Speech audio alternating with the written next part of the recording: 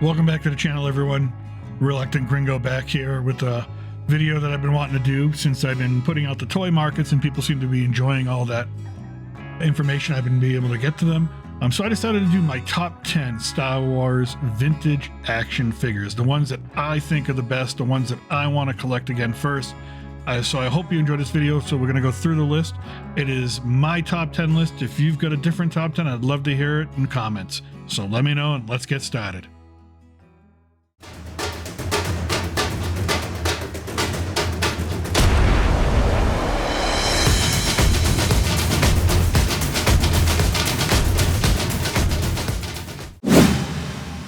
Number 10 on the list, starting it off, Imperial Stormtrooper in his Hoth battle gear. Released between 1980 and 1981 as part of the Empire Strikes Back toy release. This Stormtrooper, to me, is the most badass looking Stormtrooper.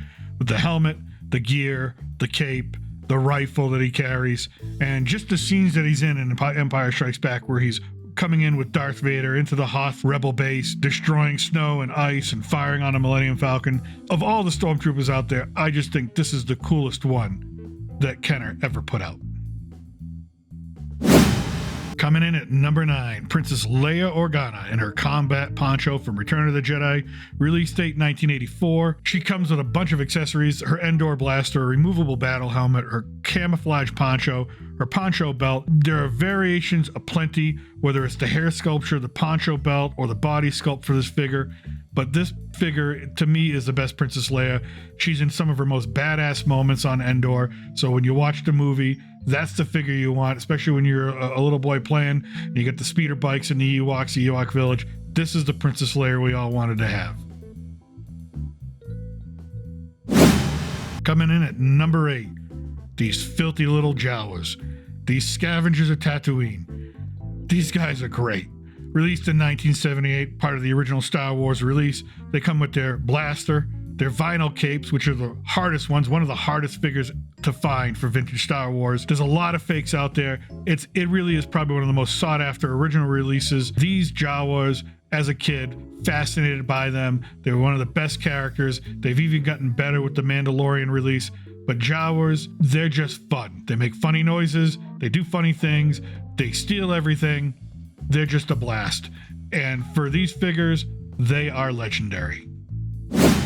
Sticking on Tatooine, we've got our Tuscan Raider, or appropriately, Sand People, as they were called when they were released in 1978, coming with their gaffy stick, a cool vinyl cape. These Tuscan Raiders made me more afraid than Darth Vader seeing the original movie. They're mysterious, they're savages, they're barbarians, they kick ass, and they're one of the coolest looking characters Lucas ever had Kenner put out. So for any Star Wars collector, these Tuscan Raiders, these Sand People, are a must. Coming in at number 6, you knew he'd be on the list somewhere. It's Luke Skywalker. But my favorite Luke Skywalker is the one in his Bespin fatigues. To me, the most iconic Luke Skywalker, even more so than his all-black Jedi outfit from Return of the Jedi. The 1981 release had a few little quirks to it. Yes, he has a yellow lightsaber. Let's not get bent out of shape about it.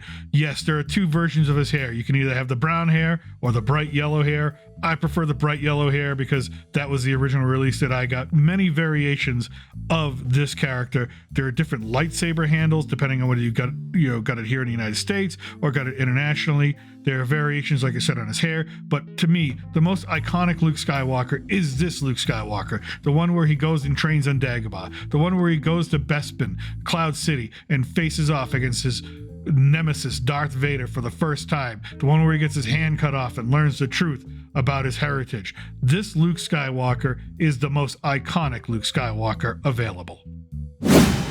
You knew he'd be in here, Han Solo, but for me, it's the original 1978 release, Han Solo, coming with his smuggler's blaster.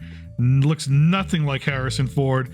His shape was a little off. They corrected it a little bit later with a different head, but the original head is definitely something that we can all recognize when we were kids, when we first picked up Han Solo as an action figure. He's necessary. He can be in the Millennium Falcon. He can be on Hoth. He can be on Endor. This is the original Han Solo, and he goes with any toy, any vehicle, any play set, and he's the original cool space pirate. Coming in at number 4, it's R2-D2 with his sensor scope. That's right, the second release, the 1981 Empire Strikes Back release vintage action figure, R2 with his sensor scope. Now, you could first get him in the Rebel Command Center playset before he got his own card and was sold separately. But still, either way, this is the best R2 version out there. Now, there's the original. There's the one with the lightsaber that shoots out of his head that never worked right. But this one for me is the one that captures the essence of who R2 really is. Especially when you watch Empire Strikes Back, he is comic relief. It is hilarious when he falls in the swamp. It is hilarious his interactions with Yoda. And he's been there through almost every movie, every crisis, everything that he would need to be there for to help out Luke, Leia, Han, and all the rest. R2 has been the droid with the most. And for any Star Wars action figure collector, there's no other droid you'd rather have first than R2-D2 with his sensor scope. Coming in at number 3, the Jedi Master himself, Yoda. Only until Return of the Jedi, when he was released, was he called the Jedi Master.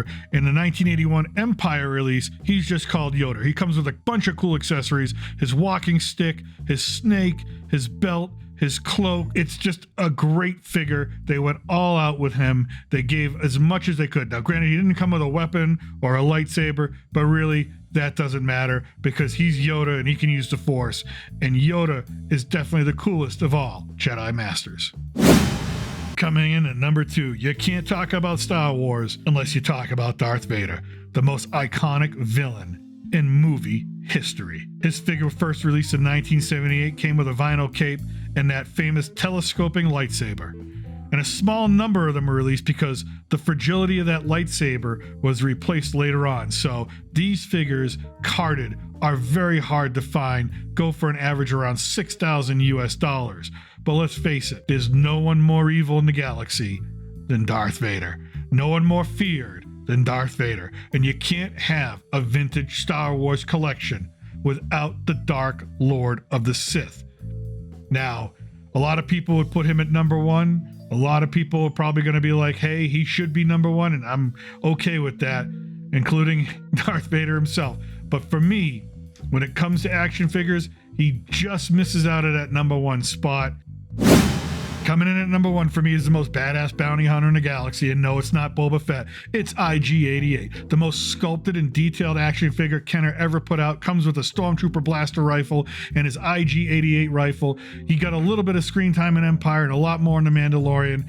But let me tell you something, this bounty hunter, this figure is just kick-ass with all the details that the artist included. And if you look very closely, he does have one more appearance in Empire, and we kind of see what may have happened to him right there in the bowels of Cloud City. Like many of you, these figures mean a lot to me, especially from my childhood. I was one of the lucky ones to get the early bird certificate and get the early 4 figures back in March of that year. These figures, to me, represent the best of the best, this top 10 list. Now, if you've got a different top 10 list, I can totally understand it. I'd love to hear about it in the comment section. Kenner Star Wars action figures, they may not be the greatest action figures. They may not have all the points of articulation. They may not have the G.I. Joe Kung Fu grip or anything like that.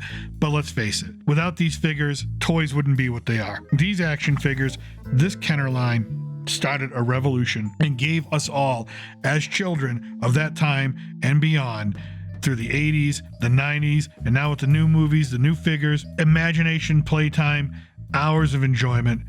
That's what these figures mean to us. They mean so much to us because they really let us be a part of the movie, not just bystanders or observers, but willing participants in a great universe filled with grand imagination. If you liked what you heard here, if you liked the video, please consider subscribing and liking it. Really helps out the channel. As always, from south of the border, I'm the Reluctant Gringo, and I really appreciate all of you for watching and listening. And until next time,